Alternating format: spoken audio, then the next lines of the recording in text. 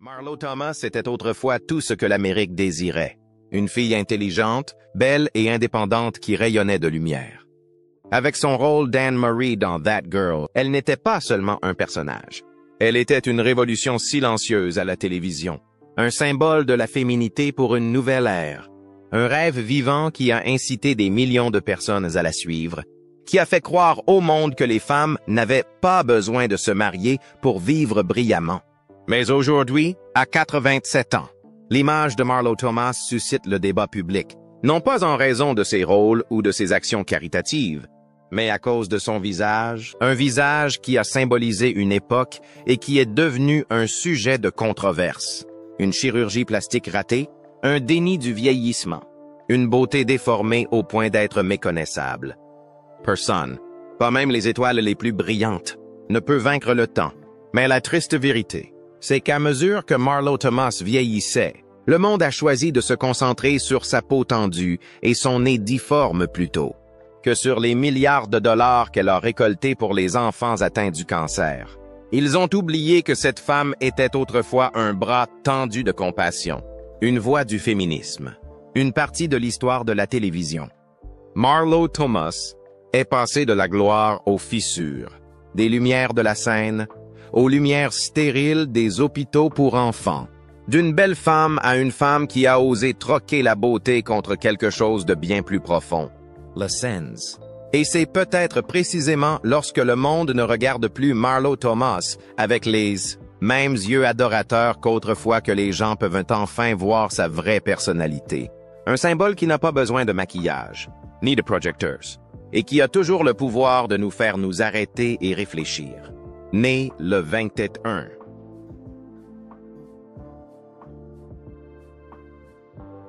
novembre 1937 à Detroit, dans le Michigan, Marlo Thomas, de son nom de naissance Margaret Julia Thomas, n'appartient pas, dès le départ, à un monde ordinaire.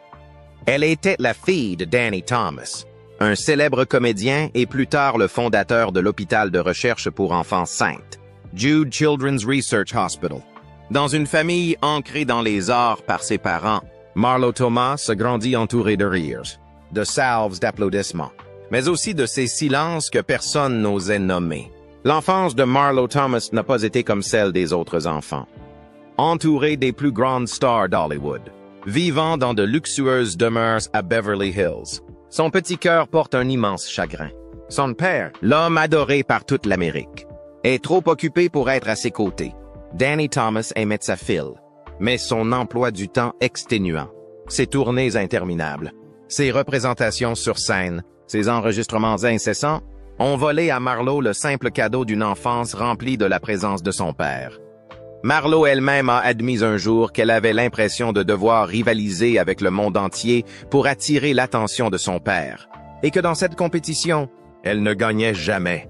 À l'extérieur, Marlo avait tout, la richesse, la renommée de la famille, la possibilité d'hériter de la gloire. Mais à l'intérieur, elle était une enfant solitaire, qui se demandait toujours si elle avait vraiment de l'importance. Le monde croyait que Marlo Thomas était née pour être aimée, mais elle seule savait que pour être vraiment vue par son père, elle devait constamment s'efforcer d'être exceptionnelle, remarkable, impossible à ignorer. Ce n'était pas seulement de la tristesse, c'était une force motrice. C'est ce vide qui a silencieusement poussé Marlo à se lancer dans le monde. Non pas pour vivre dans l'ombre de Danny Thomas, mais pour illuminer son propre ciel. De ce père très occupé, Marlo a tiré une valeur indélébile, la compassion. Elle a grandi avec des histoires d'enfants malades auxquels son père refusait de tourner le dos. Elle a grandi avec l'idée que la célébrité, la fortune, tout cela ne signifiait rien si on ne l'utilisait pas pour aider ceux qui en avaient besoin. Danny Thomas a peut-être été absent les nuits où Marlo avait le plus besoin de lui. Mais il lui a aussi laissé un feu qui brûlera tranquillement tout au long de sa vie pour transformer le vide en elle en une force qui rendra le monde meilleur. Ayant grandi dans une famille célèbre, beaucoup pensaient que le simple fait de porter le nom de Thomas suffirait à Marlo Thomas pour s'assurer une place dans le showbiz. Mais elle savait mieux que quiconque que si elle ne marchait pas sur ses deux pieds, ce nom ne ferait que projeter une ombre écrasante. Dès son plus jeune âge, Marlowe a fait savoir qu'elle ferait ses preuves sans compter sur la célébrité de son père. Au lieu de se diriger directement vers le cinéma ou la télévision, où les relations peuvent facilement ouvrir des portes, Marlowe a commencé par le théâtre. Un endroit où personne ne se préoccupe de savoir quel enfant vous êtes, mais seulement si vous savez vraiment jouer la comédie. Au début de sa carrière, elle s'est battue pour obtenir de petits rôles dans des pièces de théâtre et des émissions de télévision peu connues. Il n'y avait pas de faveur spéciale, pas de tapis rouge déroulé. Marlowe a subi des auditions ratées, des rejets et des regards sceptiques qui la considéraient comme une autre héritière de Beverly Hills jouant la comédie. Mais Marlowe persiste. Et puis, en 1966, une opportunité s'est présentée, mais pas n'importe laquelle. That Girl, une série télévisée sur une jeune femme qui ose quitter sa famille et construire sa vie de manière indépendante à New York, cherchait un nouveau visage, quelqu'un de doux mais de fort, quelqu'un qui puisse incarner l'image de la femme moderne dont l'Amérique se méfiait encore. Marlo Thomas n'a pas seulement décroché le rôle, elle a changé le visage de la télévision américaine. À une époque où les personnages féminins n'étaient généralement que des petites amies, des épouses ou des mères dans les histoires d'hommes. Anne-Marie, la jeune femme qui travaille, qui vit seule et qui nourrit ses propres rêves, a fait l'effet d'une explosion culturelle. Fini les filles qui attendaient d'être mariées. Finis les femmes au foyer au centre de la sphère domestique. L'Anne-Marie de Marlowe était une femme qui décidait de son propre destin. Ce n'était pas seulement de la comédie, c'était une déclaration. Une jeune femme de 29 ans, arpentant les rues de New York dans une robe courte, a silencieusement envoyé un message à toute l'Amérique. Les femmes peuvent elles aussi écrire leur propre histoire. Cette fille a connu un succès immédiat. Marlo Thomas est devenue le visage d'une nouvelle génération, une génération de femmes qui osent rêver grand. Mais ce que peu de gens savaient, c'est que Marlo n'était pas seulement l'actrice principale. Elle était également à l'origine de nombreuses décisions créatives, qu'il s'agisse du scénario, des costumes ou du message véhiculé par la série. Elle s'est battue avec les producteurs lorsqu'ils ont voulu qu'Anne-Marie se marie dans le dernier épisode, Car pour Marlowe. Les rêves d'une femme ne devaient pas toujours se terminer par une alliance. Et lorsque cette fille s'est éteinte après 5 brillantes saisons, ce n'était pas parce que la série avait perdu en popularité. C'est parce que Marlowe a choisi d'y mettre fin. Elle savait que si elle continuait, elle serait à jamais Anne-Marie. Mais elle voulait plus que cela. Elle voulait devenir elle-même. En 1971, lorsque cette jeune fille s'est éteinte, Marlo Thomas s'est trouvée à la croisée des chemins. L'une consistait à continuer à se prélasser dans la gloire d'Anne-Marie, pour ensuite sombrer lentement dans l'oubli, comme beaucoup de stars de son époque. L'autre était de sortir de l'ombre qu'elle avait elle-même créée et de recommencer à zéro, en acceptant tous les risques, toutes les pertes. Fidèle à tous les choix qu'elle a faits tout au long de sa vie, Marlo n'a pas hésité à emprunter le second chemin, celui qui n'a pas de carte toute faite. Elle a refusé toutes les propositions de rôle de jolie fille que les producteurs lui avaient réservées. Elle savait que si elle se répétait ne serait-ce qu'une fois, le public fixerait à jamais cette image dans son esprit. Marlo voulait plus que cela. Elle ne voulait pas seulement être aimée. Elle voulait être respectée comme une véritable artiste. Et elle a commencé par des projets que personne n'attendait d'elle. Free to Be, You and Me, une collection de livres, d'albums et un programme télévisé spécial pour les enfants, diffusant des messages de liberté, d'égalité des sexes et de remise en question des stéréotypes sociétaux imposés dès l'enfance. À une époque où l'Amérique hésitait encore à parler ouvertement de féminisme ou de droits de l'enfant. Pour une star comme Marlo Thomas, proclamer publiquement que les filles peuvent être médecins ou que les garçons ont le droit de pleurer était un risque audacieux. Mais elle n'a pas reculé.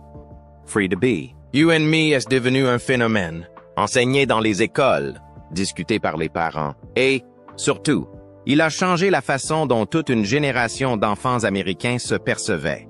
Marlo ne s'est pas arrêtée aux projets éducatifs. Elle a joué des rôles qui exigeaient du courage et de la profondeur émotionnelle. Nobody's Child, en 1986, marque un tournant majeur. Dans ce film, Elle incarne une femme atteinte d'une maladie mentale et internée depuis des décennies. Pas de lumières éblouissantes sur scène, pas de tenue glamour comme autrefois. Marlowe est apparue avec des yeux vides, des cheveux ébouriffés et un corps décharné, au point que même les fans de longue date ont eu du mal à la reconnaître.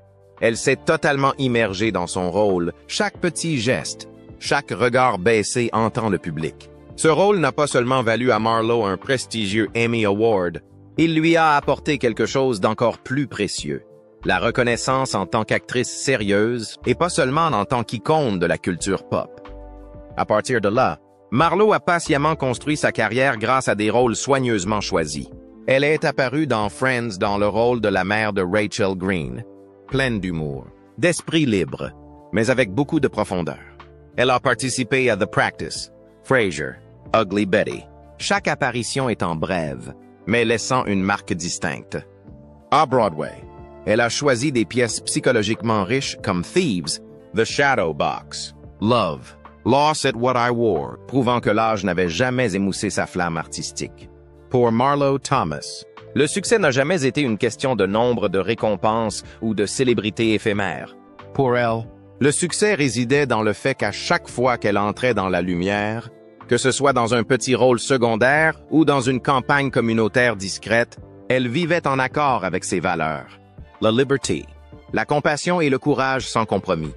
À un âge où de nombreuses stars ont choisi de se retirer dans l'ombre, Marlowe continue d'aller de l'avant, sans faire de bruit, sans chercher les applaudissements, mais en laissant des traces durables dans chaque livre qu'elle a écrit, dans chaque enfant sauvé à l'hôpital St. Jude, dans chaque spectateur qui a trouvé une part de lui-même dans les histoires qu'elle a racontées. Car pour Marlo Thomas, la lumière n'est pas quelque chose que l'on exhibe. La lumière est quelque chose que l'on porte dans son cœur pour éclairer le chemin des autres. Tout au long de sa carrière, Marlo Thomas n'a jamais laissé les projecteurs changer sa personnalité. Qu'elle joue des rôles emblématiques, qu'elle remporte des prix prestigieux ou qu'elle se distingue par des campagnes sociales significatives. Elle a toujours gardé au fond d'elle un feu tranquille, celui de vivre avec bonté et sincérité, sur scène comme en dehors. Et c'est peut-être ce même feu qui a conduit Marlowe à trouver l'amour de sa vie, non pas dans des galas étincelants, non pas par des contrats d'1 million de dollars, mais dans un simple moment de sérendipité qui a changé le cours de sa vie pour toujours. Dans le monde du spectacle, où les mariages ne durent souvent pas plus longtemps qu'une séance de cinéma, l'histoire de Marlo Thomas et Phil Donahue fait figure d'exception. Ils se sont rencontrés pour la première fois en 1977, lorsque Marlowe a participé à l'émission The Phil Donahue Show. Dès le premier instant, avant même que les caméras ne tournent, quelque chose s'est allumé entre deux personnes qui avaient cessé depuis longtemps de croire au coup de foudre. Phil, avec ses cheveux argentés, ses yeux bleu clair et son charme irlandais incomparable, donne à Marlowe l'impression d'être entrée dans l'une de ses publicités pour shampoing qu'elle regardait lorsqu'elle était enfant. Doux, mais tout à fait irrésistible. Même en direct à la télévision, le public pouvait sentir les petites étincelles dans leurs regards échangés. Marlowe était troublé. Phil semblait un peu timide. Et puis, une fois les caméras éteintes, la vraie conversation entre eux a commencé. À l'époque, Phil Donahue, 35 ans, était un homme qui avait vécu un précédent mariage, 5 enfants et une imposante carrière à la télévision. Il n'était plus le jeune homme qui tâtonnait lors de ses premiers rendez-vous. Il est entré dans la vie de Marlowe en portant le poids des douleurs passées, des fardeaux et d'un monde compliqué. Marlowe, une femme habituée à sa propre liberté, qui n'a jamais sérieusement envisagé le mariage, avoue son cœur s'adoucir lentement devant cette rare sincérité. Leur premier rendez-vous n'a pas été parfait. Phil était maladroit, Marlowe était réservé. Mais au-delà des silences, au-delà de leurs différences évidentes, quelque chose de simple s'est installé entre eux. Le désir de se connaître vraiment l'un l'autre. 3 ans plus tard, en 1980, ils se marient. Pas de grand spectacle. Pas de cérémonie somptueuse. Juste 2 personnes suffisamment expérimentées pour le savoir. Cette fois, ils ne se marient pas pour combler leur solitude. Ils se mariaient parce qu'ils s'étaient vraiment trouvés. Être une épouse est un défi. Être belle-mère de 5 enfants à plus de 30 ans était encore plus difficile. Marlo a admis qu'au début, elle se sentait perdue. Personne ne lui avait appris à être une mère. Personne ne lui avait appris à aimer un homme qui venait avec toute une vie déjà vécue. Mais au lieu d'essayer de se mouler dans une définition traditionnelle, Marlo a choisi d'avancer lentement, pas à pas. Elle n'a pas essayé de remplacer leur mère. Elle a écouté. Elle a été patiente. Et finalement, elle a construit une relation basée sur le respect et la compréhension avec les enfants de Phil. Dans les années qui ont suivi, Marlo et Phil sont devenus l'un des rares couples du monde du spectacle à être épargnés par les scandales, les rumeurs de rupture et le cycle de séparation et de réconciliation qui alimentent si souvent les tabloïds. Leur amour n'avait pas besoin d'être étalé sur des photos de tapis rouge. Ils se mesuraient aux mains qu'ils tenaient quand personne ne les regardait, aux regards qui se comprenaient sans mots, aux batailles silencieuses qu'ils menaient ensemble à travers la perte, la maladie et les moments les plus simples de la vie.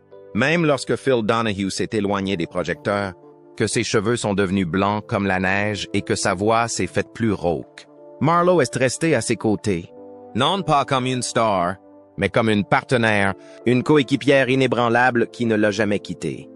En 2021, interrogé sur un mariage qui avait duré plus de 40 ans, Marlo a simplement souri et déclaré « Je ne pense pas que j'ai changé à cause de Phil. Je pense que notre amour m'a appris que parfois, renoncer à une petite partie de sa liberté pour partager sa vie avec quelqu'un d'autre est un autre type de liberté. Et peut-être que dans le monde chaotique d'Hollywood, où tout semble avoir une date de péremption, l'histoire d'amour de Marlo Thomas et Phil Donahue est un testament silencieux.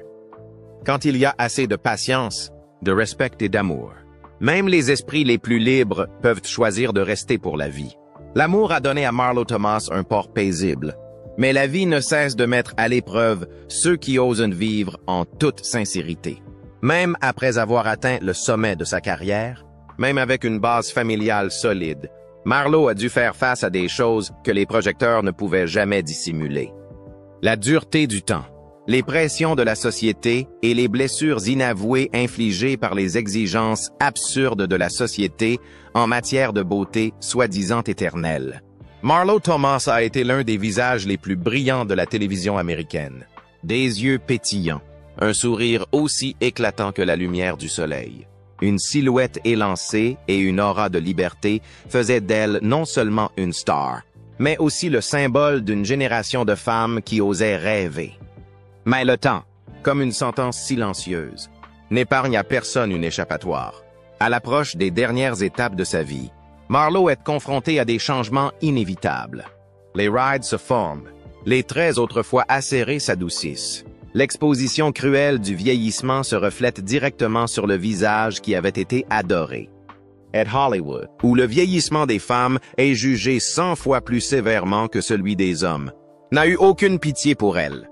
La pression exercée pour maintenir les apparences a conduit Marlo, comme beaucoup d'autres stars, à recourir à des interventions esthétiques. Mais ce qu'elle a reçu n'était pas une louange. Au contraire, les images de Marlo lors d'événements récents, avec un visage anormalement tendu, un nez déformé et une peau qui n'a plus l'air naturelle, ont alimenté les ragots de la presse, des médias sociaux et même des admirateurs de longue date. Des titres froids et tranchants sont apparus. Elle était belle avant. Marlo Thomas méconnaissable à 87 ans. Les rumeurs se sont répandues comme une traînée de poudre. Certains pleuraient de la beauté qui s'était éteinte. Certains l'ont sévèrement critiquée, comme si elle devait au monde un vieillissement parfait. Marlo a choisi le silence. Pas de réfutation. Pas de justification. Dans quelques rares interviews, elle a tranquillement admis « Je fais ce qui me donne confiance en moi, non pas pour être belle pour les autres, mais pour me sentir moi-même. » Ce n'était pas une excuse.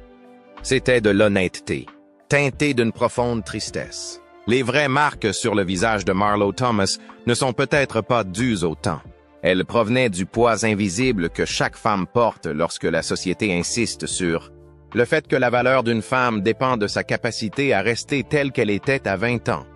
Marlo n'a pas perdu sa beauté.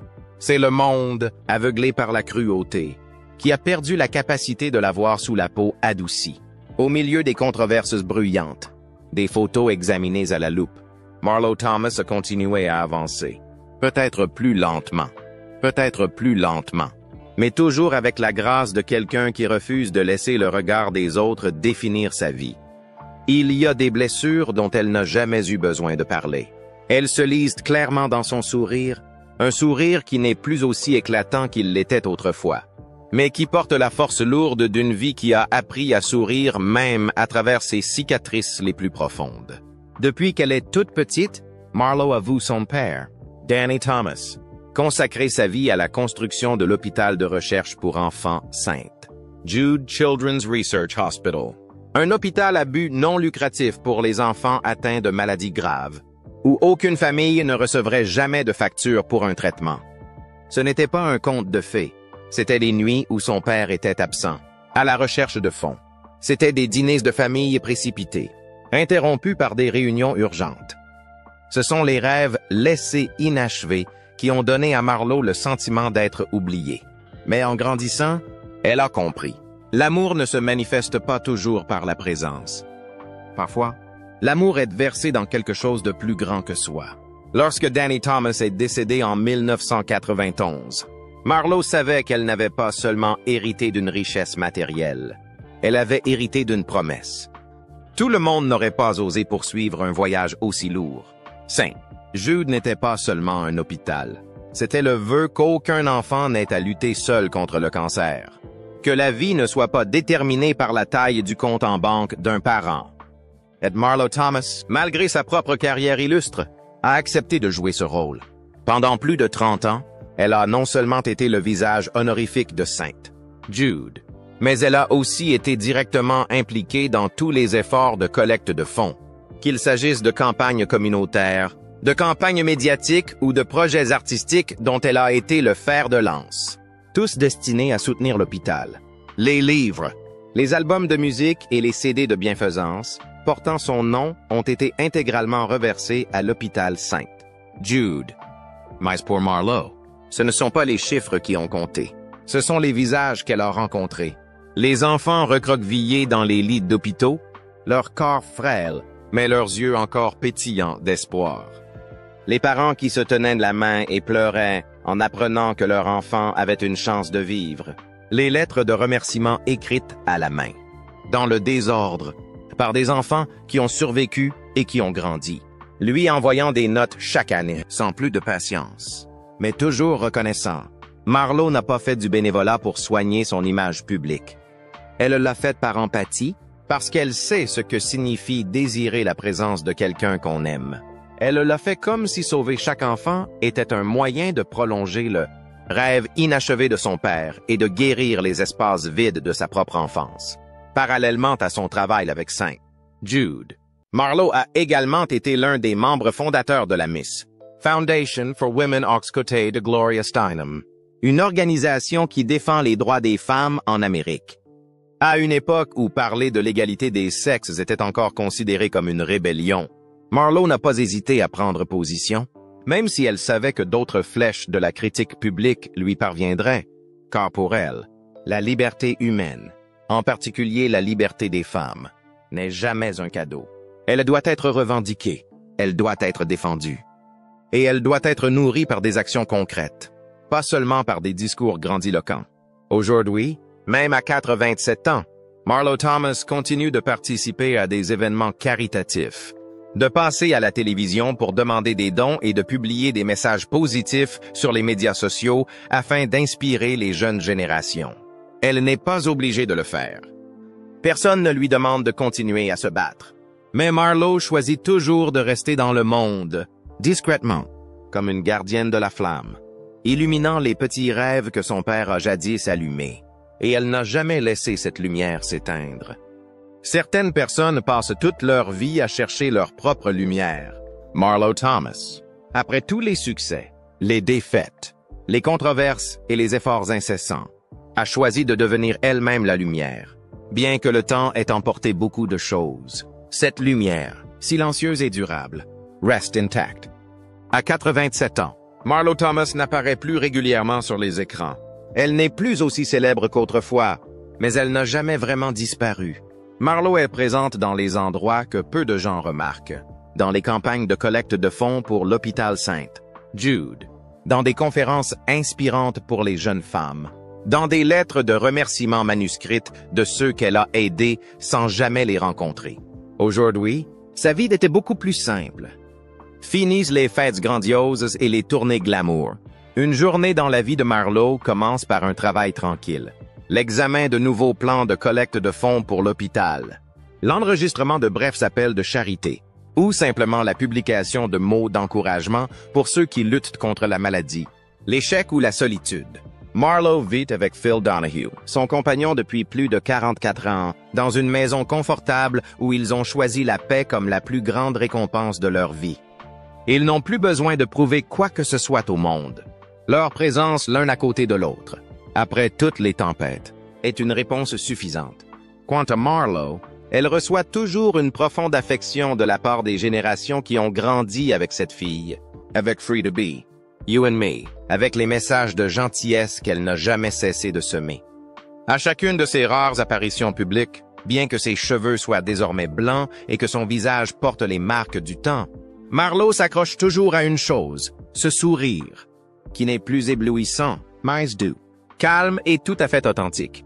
Lorsqu'on lui demande de quoi elle est le plus fière, Marlo ne mentionne pas de prix, de films ou de projets célèbres. Elle sourit simplement et dit « Je pense que la chose la plus belle est de regarder en arrière et de savoir que quelque part, des vies ont été touchées, simplement parce que vous avez osé croire en de bonnes choses. » Il n'est pas donné à tout le monde de passer du statut d'icône de la télévision à celui de faire de la compassion tout en gardant son cœur intact. Marlo Thomas l'a fait, tranquillement, patiemment et fermement, comme une petite étoile dans le vaste ciel.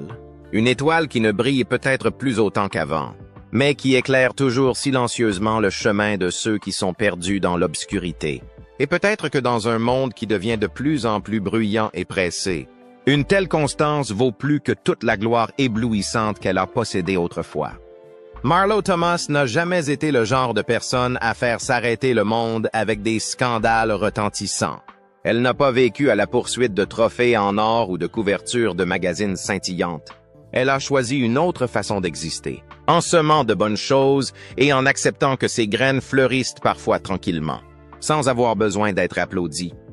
La vie de Marlo Thomas ne se résume pas aux années de cette jeune fille, ni aux décennies passées sur scène ou aux moments passés devant la caméra. C'est un long voyage, tissé entre gloire et tristesse, entre reconnaissance et doute, entre les lumières du public et les moments de solitude que personne ne peut voir. Elle a tout traversé. L'éclat de la jeunesse, les triomphes de la carrière, l'amour durable, les pertes douloureuses, la pression impitoyable du temps. Et s'est toujours accroché à la chose la plus simple. La foi dans la valeur de la gentillesse, de la liberté et de la patience face aux épreuves de la vie. Aujourd'hui, ceux qui se contentent de regarder le nouveau visage de Marlo Thomas peuvent être prompts à juger. Mais s'ils s'arrêtaient un peu plus longtemps, s'ils regardaient de plus près ce qu'elle a laissé derrière elle, les hôpitaux qui ont sauvé des milliers de vies, les campagnes qui ont remodelé la pensée de toute une génération, les vies qui ont été inspirées pour continuer à aller de l'avant. Ils comprendraient. La vraie valeur ne se trouve pas dans ce que le temps peut emporter. La vraie valeur réside dans ce que même le temps ne peut toucher. Peut-être que chacun d'entre nous, à un moment ou à un autre de sa vie, a crainte d'être oublié, a lutté pour s'accrocher à quelque chose de significatif dans un monde en perpétuel changement. Après avoir entendu l'histoire de Marlo Thomas, voyez-vous une partie de vous-même dans ce parcours? Y a-t-il quelque chose en vous qui a un jour brûlé de mille feux, qui a un jour été profondément marqué, qui a un jour éclairé le chemin pour d'autres sans que personne ne le sache jamais? Partagez avec nous vos pensées et vos sentiments. Car parfois, une simple histoire partagée suffit à allumer une autre lumière dans le cœur de quelqu'un. Et qui sait, parmi ces histoires partagées, nous trouverons peut-être notre propre lumière. N'oubliez pas de vous abonner à notre chaîne pour continuer à explorer les parcours émotionnels des légendes du monde.